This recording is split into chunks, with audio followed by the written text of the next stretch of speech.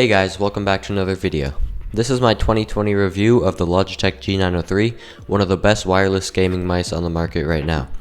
Along with that mouse, I'm also going to be reviewing the Logitech G900, the previous model, and yeah, this is my review. So let's start with some basic information about the Logitech G903.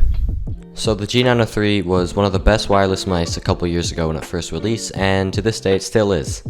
The G900 is the model lower from the G903, and there isn't really much of a difference, but in this video I'm going to be telling you the difference and saying which one is probably a better deal.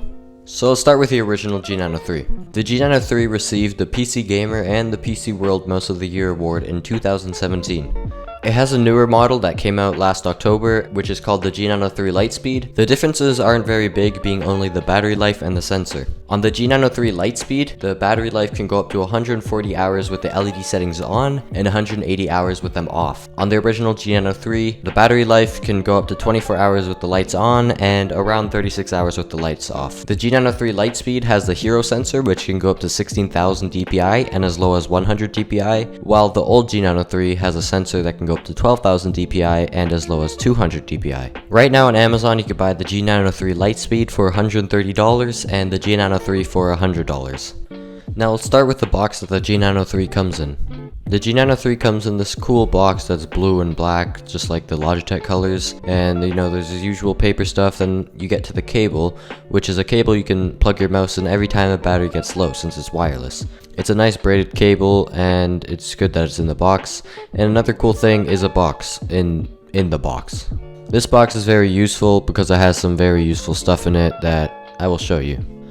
So in this box we have, in the middle we have a dongle extender. So I don't know, if you want better latency, you don't want to plug it into the back of your PC, you can plug the dongle into this extender. On one side you plug in the charger from the charger that comes in the box, the braided cable, and on the other side is the USB port where you plug in the dongle. Other stuff that come in are replaceable buttons because the side buttons on this mouse are magnetic, so you can replace them. This mouse is also ambidextrous, so it comes on both sides, left and right. It's really easy, you just take the magnets off and place them back on, and there's no problem with them coming off when you're playing games. What also comes in this box is a weight that is 10 grams. You can make your Logitech mouse heavier, and apparently it's pretty hard to get out of the box. Now we get to the bottom of the mouse where you can see there's a power button on the left, the sensors in the middle, and on the right you can see that's where you put the weight in. It's pretty easy to take off the weight cover. As you can see, you just push your thumb down on one side, it comes out on the other, and you lift it up, and then you put the weight in the cap. You just put it in like this, and then you could put the cap back on pretty easily.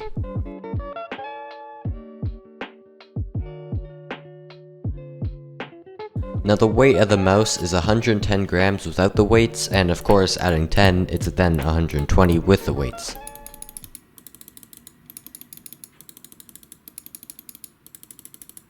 This mouse's scroll wheel also has fast scrolling, which means it will scroll smoothly with a click of a button.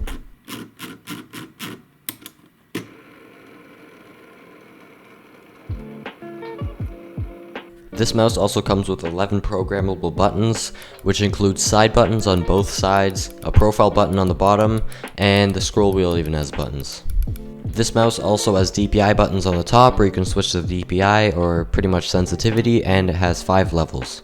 Now you may be wondering what the profile button does at the bottom. So pretty much this mouse, of course, as you can tell, has RGB, which is infinite colors pretty much on a mouse, and all gamers need that, of course. There's a software to control all of the lights and the DPI settings called Logitech G Hub, and I'm going to be showing you around. Okay, so I am now in the Logitech G Hub software, and as you can see there's 3 things on the right. There's light sync, assignments, and sensitivity. So let's start with light sync. So you can see there's primary and logo. So the logo is to control the logo, of course, on the top of the mouse. Primary, I'm not sure, I think it just controls everything. There's a list of effects here. There's off, so you can just turn the lights off. There's fixed, cycle, breathing, screen sampler, and audio visualizer. So fixed, of course, is just a fixed color. It'll stay like that the whole time. So we can do fixed on the logo, and as you can see, the logo is now fixed. Also, I just realized primary is actually to control the lights for the DPI settings. Now you can also do cycle, which is a cycle of a bunch of rainbow colors. As you can see here, there's a cycle, and you can make them cycle separately if you want. You can change the rate at which it cycles, so you can make it go extremely fast like that, or you can make it go really slow. You can also change the brightness, so it can go all the way down, or you can put it all the way up. Now, breathing effect just goes from a color. As you can see, it goes on and off and on and off. Audio visualizer, I'm pretty sure, is just when there's audio, it visualizes it.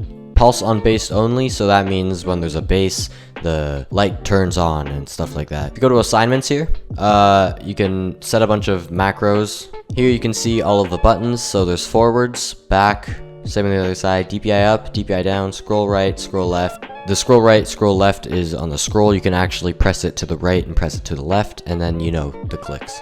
So in total, this is 11 programmable buttons. Then we go down to sensitivity or DPI. Now this is where you can control all your DPI settings. So here on the right, you can see your DPI speeds that you can switch to. So on the right here, it says report rate. Choose how often the mouse reports information to your computer, so how fast it sets in the DPI when you click the button. Here on the right, you see there's a long line with a bunch of numbers on it, and there's 5 dots. Since there's 5 levels of DPI, you can set in what every single one of those are. So if you want the 5th level to be 6,400, you can set it like that, or if you want it to be 12,000, you can move it all the way up. I use 800, so that's my 2nd level right there. But let's say I want to use the 3rd level and I wanted 2,000, I can set it to 2,000. Every time I'm on the 3rd level now, it's at 2,000. So that's a bit around the Logitech G Hub. I think it's really useful, and it's cool to, use RGB because you're a gamer. So what's the difference between the G900 and the G903? So other than the price, which is a $30 price difference, the only differences between the two mice is that the G903 comes with a mouse pad that has wireless charging called Power Play, and that it has a custom weight, which I showed you before. So the G900 does not have the custom weight, so it will always be at 110 grams, and it doesn't come with a Power Play wireless charging, so you'll always have to charge it up with a cable. Another difference between the two is that on the G903, the side of the mouse is black, which blends in with the rest of the mouse, and on the G900, it's gray. Now, is it worth it to buy the G903 over the G900? Well, I don't think so. If you want to pay for cheaper, the G900 and the G903 are identical, except for the weights, which I personally never use, ever. You don't need wireless charging. I mean, if you really want wireless charging and you really can't stand a cable, which you can just plug in 2 seconds, then yeah, go for the more expensive option, but I really think you should just go for the G900. So my final thoughts on the G903 or G900, you can pretty much call them the same thing because they're pretty much the same mouse, just with tiny features that aren't very useful. So I think it's a great mouse. I've had it for like 3 years and it's always been good. Nothing's broken yet, and yeah, it glides well, the sensor's fine, everything's good, to be honest. It's comfortable in your hand, and I like the clicks over a lot of other mice. The scroll wheel I also find better than a lot of other mice I've tried before, and I've tried a lot of mice.